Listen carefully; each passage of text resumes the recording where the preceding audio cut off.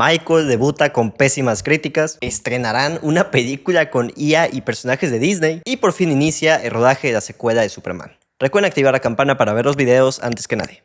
Comenzamos.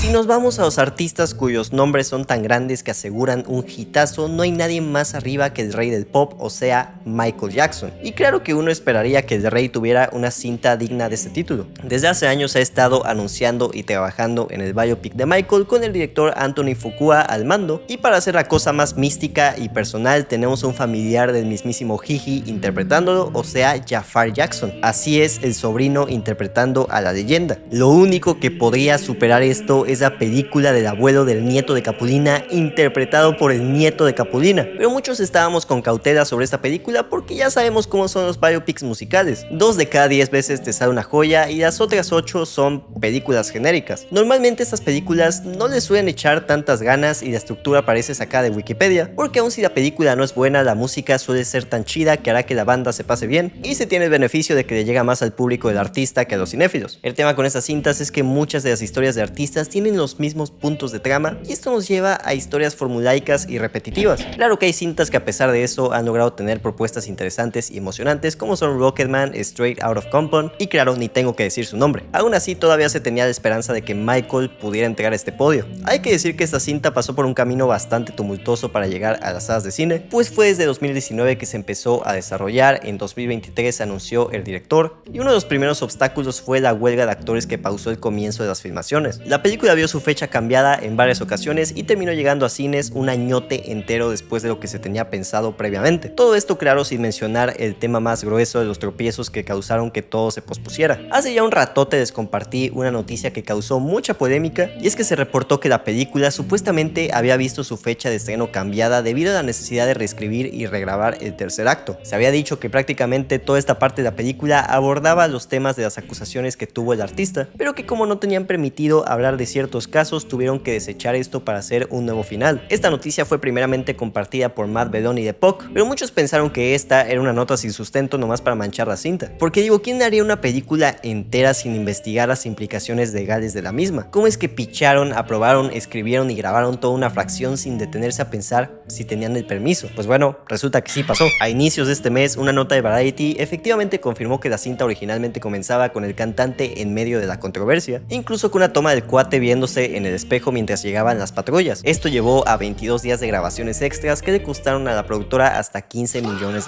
Pero aún con todo y que el guión original sí atacaba estos temas, la hija de Jackson, Paris, de plano dijo que este primer guión estaba muy endulzado, asegurando que ella no tuvo ninguna involucración. Previo de estreno se empezaron a tener bastantes más noticias, como la aparente confirmación de que esta película tendría una secuela, porque entre todo el merequetengue que fue la reestructuración, se comentó que la duración original era de 4 horas y estaban considerando dividirla en 2 partes para abarcar más temas, haciendo que esta primera película ahora se enfoque desde su infancia hasta el lanzamiento de Bad, con el enfoque emocional en la relación con su papá interpretado por Colman Domingo. ¿Se imaginan que la segunda película se llame Jackson? Nah, no mames. Aunque el hype por los fans estaba en un máximo insuperable, pues las expectativas de la crítica estaba por los suelos tanto por las controversias como por las comparaciones con Bohemian Rhapsody. Esto se confirmó cuando la cinta debutó en Rotten Tomatoes con un 27% de aprobación, subiendo levemente a 32 basándose en la opinión de 63 críticos y ahora está en un total de 35. ¿Quién sabe? Y en este caso se está desatando una batalla campal entre los fans de Michael y la crítica, porque al parecer muchas de las reseñas negativas son tachándola de genérica al extremo, pero también alegando que daban por completo la imagen del artista, alejándolo de cualquier cosa negativa o ignorando el elefante en la habitación, o sea, las controversias que rodean al cantante. Y a ver, ustedes saben que yo no estoy a favor del discurso de odiar inmediatamente a la crítica y desacreditarla cada que puntúan mal algo con una base de fans, porque así como la crítica en su momento ha tenido consensos bastante culeros, pues güeyes, no nos hagamos, la audiencia también, y la neta es que de forma mucho más frecuente. Además de que se tacha mucho a Rotten Tomatoes como una sola entidad con una agenda detrás, cuando simplemente pues es una página que recopila críticas de todos los medios. Pero en este caso la verdad muchas de las quejas que tiene la crítica pues no les encuentro sentido o sustento en relación a las polémicas de Jackson, no porque lo endulcen o porque sea un santo o porque no, sino que por como les dije ya se sabía desde antes que esta primera película no tocaría ese momento de su carrera. Güeyes, aún ni llegamos a esa parte del lore, no sé de qué se están quejando. Dicho eso, pues no es lo único que se está criticando, así que vamos a revisar ¿qué más está diciendo? La actuación de Jafar Jackson está siendo bastante alabada y en general los números musicales están siendo catalogados desde cumplidores hasta oh my god papus, esto es épico. Entre las críticas positivas pues sí hay algunas bastante altas, como un cuate por ejemplo proclamándola de plano como la mejor biopic de todas, pero muchas de estas a pesar de ser positivas pues la mayoría no tienen calificaciones muy buenas. Pasó con 6 vaya. Una reseña positiva le da una calificación de C+, diciendo que Michael merece una mejor película, una un poco mejor le da un 7 diciendo que sí, no hace nada nuevo pero al menos se diferencia tantito de las otras cintas por su centro emocional enfocado en el drama de la familia. En cuanto a las críticas negativas, se comenta que lo único que hace la película es recrear los visuales más famosos de la carrera del artista, convirtiéndolo en un producto en vez de tratarlo como una persona tridimensional, que aunque los números musicales son excelentes, la narrativa es completamente nula, haciendo que todo se sienta sin ningún sentido. Un cuate dice que de plano Michael no es una película sino una playlist grabada, y otra chava le dio una estrella de 5 diciendo que se sintió en riesgo de colapsar al piso por el cringe. Ayer salieron también las estimaciones de taquilla y todo apunta a que la película va a tener el estreno más gigante que un biopic musical en la historia ha tenido, superando incluso la apertura de Bohemian Rhapsody. Michael está por llegar a cines esta semana y seguramente ya tienes muchas ganas de verla, así que ni te voy a preguntar eso, mejor te pregunto cuál es tu canción favorita de este cuate. La IA no es del todo mala. Sí, así como lo escucharon. Tiene muchas herramientas útiles y hemos visto sus aplicaciones en grandes películas. Por ejemplo, en Dune ayudaron a detectar los ojos de los actores para pintarlos de azul, o en Furiosa ayudó a fusionar las caras de dos actrices para mayor realismo. Cuando se dice que la IA es una herramienta, la verdad es que sí lo es, cuando se usa de forma que permite que el trabajo creativo fluya con mayor facilidad. El problema es cuando la gente quiere que la IA haga los trabajos creativos, y ahí es donde llega la IA generativa. En las grandes corporaciones, la animación es un arte que muchas veces toman a menos, y por eso siempre se ha tenido en la mira la posibilidad de que cualquier cuate que quiera pueda hacer una película animada completamente con prompts de Grok, lo cual ya no está tan lejos de ser una realidad. Recientemente una persona de Honduras me compartió la noticia de que una escuela de animación en su país llamada Level 7 Studios estaba preparándose para el estreno de Copan, una cinta que mezcla animación de IA con animación hecha por humanos, con todo el característico estilo feo y sin alma de la IA generativa. Manos, o sea, neta, vean esta reverenda mamada. Si han visto cualquier tráiler falso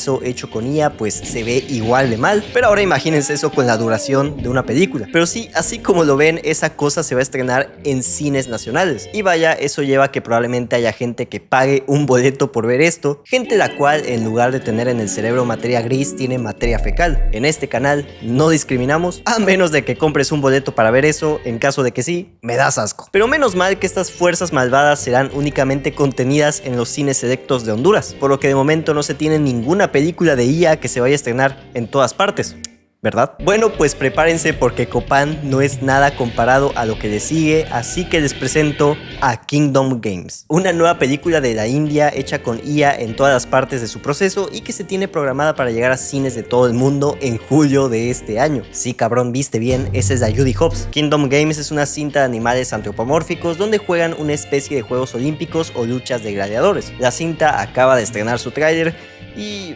pues se ve como imaginan. Casi todos los planos están centrados con movimiento irreal, los cuates nomás parados y un largo, etc. La existencia de este tipo de producciones viene de muchas partes, como el hecho de que la animación como medio se le falta demasiado el respeto, o que muchos lo consideran un medio para niños y creen que a los niños se les puede dar cualquier basura y sacar un billetote. Aquí la IA fue usada para diseños conceptuales, previsualización, generación de elementos y vaya, casi todo el proceso. El fundador del estudio comentó que la ambición requiere presupuesto, pero que gracias a la IA se rompió finalmente la ecuación, viéndose horrible, claro. Y no solo eso, sino que encima copiando el arte de terceros como la IA siempre suele hacer. Nomás hay que ver el póster donde bastantes monigotes son copias calcadas de personajes de Zootopia u otras películas, y viendo la forma en la que Disney ha manejado legalmente el tema de la generación con IA, solo es cuestión de tiempo para que la feria que se ahorraron en la producción se vaya a una demanda. Gente, ahorita que las películas hollywoodenses cada vez apuntan a verse más planas y genéricas, pues las producciones extranjeras e independientes tienen que abrazar todo lo contrario, no irse por hacer cochinadas con IA por montón,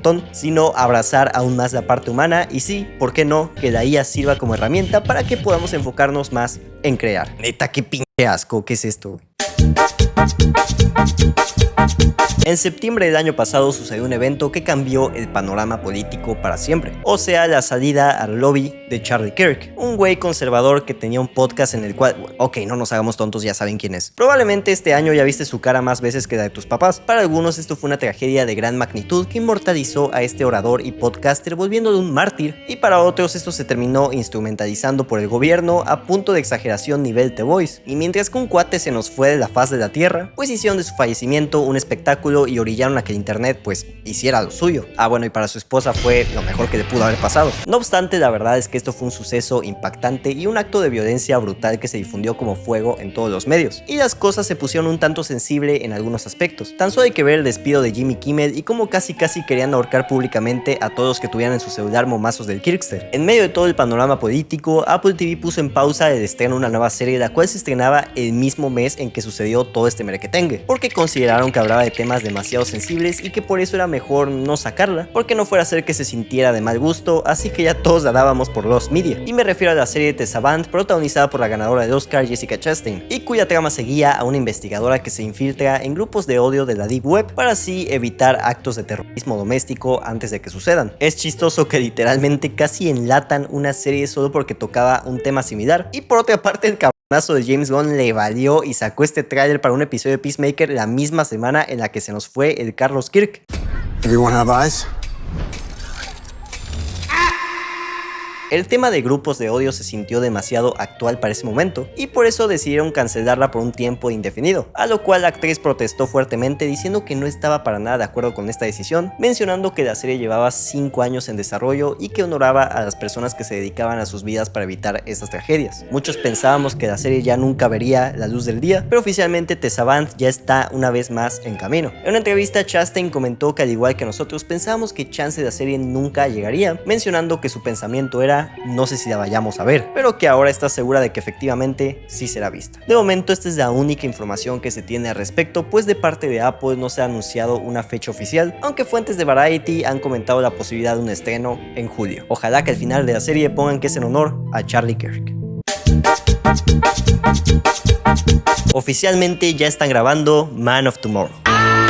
A diferencia de lo que muchos güeyes lloraron en internet a pesar de todos los boicots hechos en contra de la nueva película, pues al final a Superman le fue bien tanto en taquilla como en compra y renta, siendo bastante redituable para Warner, y lo que se podría argumentar que es mucho más importante, le gustó a las personas. Ay, las semanas de estreno de Superman. ¿Cómo olvidar esos tiempos tan dulces? Punk rocker sonaba en todas partes, la gente iba a ver la película una y otra vez, había helado sabor kriptonita y muchos aseguraron que tenían ganas de ser mejores personas. Claro que esto último duró muy poco, pero bueno, fue bueno lo poco que duró. En una tremenda sorpresa, casi 2 meses después del estreno en cines y confirmando el éxito, se anunció de forma oficial la secuela titulada Man of Tomorrow. O bueno, James Gunn dice que no es una secuela, pero ya sabemos cómo es este cuate. La sorpresa fue aún mayor cuando pocas semanas después del anuncio se publicó una foto del guión, lo cual a muchos nos hizo decir: ah caray, pues cuánto tiempo lleva escribiendo el Pistolas, ojalá no se haya sacado el guión de la cola. El hecho de que el guión de esta continuación estuviera casi listo tan pronto, pues a algunos les hizo preocuparse de que la nueva película estuviera siendo apresurada y por ende terminara con una menor calidad, especialmente si sumamos el hecho de que Gunn se ha sacado una tremenda speedruneada, sacando Creature Commando, Superman, Peacemaker y ahora Man of Tomorrow de corrido. Y aunque por una parte sí puede preocupar que una misma persona esté trabajando sin parar, pues no es algo fuera de lo común que la secuela de una película llegue tan pronto. Digo, Spider-Man 2 también llegó 2 años después de la primera y es considerada por bastantes como la mejor cinta live action, no solo del arácnido, sino también de toda la historia de los superhéroes. Desde que se hicieron públicas las primeras imágenes promocionales de la cinta, es decir, unas ilustraciones de Superman y Lex con su traje de batalla, pues las teorías comenzaron con todos asegurando que en esta entrega veríamos a ambos personajes hacer equipo para enfrentar al villano Brainiac. Eventualmente la teoría se hizo realidad y finalmente veremos este icónico rival del Hombre de Acero adaptado a la pantalla grande. Como les dije, esta semana empezó con todo, con el anuncio de que el mero lunes de Actitud la cinta había comenzado filmaciones. Desde la semana pasada se había dejado en claro que el rodaje era inminente y ya hasta se había visto que Nicholas Hoult estaba nuevamente pelón. Esta noticia fue anunciada con una foto sacada del set compartido por el mismo James Gunn, donde se podía ver principalmente un tablero de ajedrez. Y hay un par de detalles aquí, como el hecho de que claramente este tablero está en una celda de prisión o sala del pelonchas, pues se ve un gafete visitante con el nombre de Luthor. También se lee que la prisión se trata de Van Cool, ubicada dentro de la ciudad de Metrópolis en los cómics de DC. Muy probablemente veremos a Clark Kent yendo a visitar a Lex en prisión, o quizás se trate de alguien más. Recordemos que tras los eventos de Peacemaker, el personaje fue trasladado pues solía estar en Bell Reef, donde también aprisionan a los metahumanos que pertenecen al Suicide Squad. Otro detalle muy interesante en este vistazo es que se tiene la craqueta con el logo de la cinta, el cual se trata del emblema de Superman con los nodos característicos de Brainiac. En detalles adicionales que se tienen de la película está la otra preocupación de que DC vaya a repetir el error de Batman v Superman con una secuela que sea más una introducción a la Liga de la Justicia que una simple secuela, lo que todos preferiríamos ver antes. Desde un inicio se sabía del regreso de Hawkgirl en esta película y aunado a eso se confirmó la aparición de Aaron Pierre como el Linterna Verde de Jon Stewart. Encima está el añadido al cast de Adria Arjona, una favorita de los fans para interpretar a la Mujer Maravilla, y que si bien originalmente se dijo que interpretaría a Máxima, pues esto se terminó desmintiendo, por lo que muchos creen que esta podría ser la introducción de la princesa amazona. Pero bueno, al final todas estas preocupaciones de saturación de personajes lo tuvimos también con la primera película, y al final el resultado fue bastante bueno. Ojalá que pronto tengamos más noticias de la cinta, pero esperemos que esté a la altura de la primera.